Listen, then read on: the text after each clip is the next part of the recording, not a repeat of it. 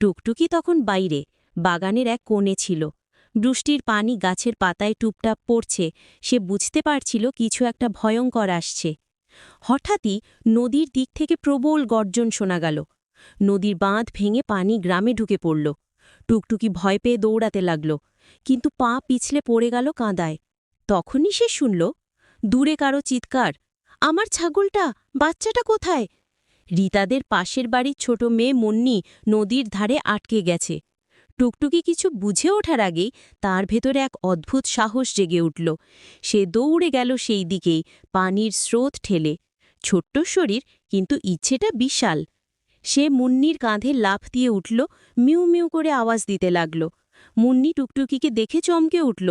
তারপর বিড়ালটার পথ অনুসরণ করে ধীরে ধীরে শুকনো জমির দিকে এগোতে লাগল। বৃষ্টি তখনও থামেনি, কিন্তু টুকটুকির গন্ধশক্তি আর দিক নির্দেশের ক্ষমতা ছিল অসাধারণ।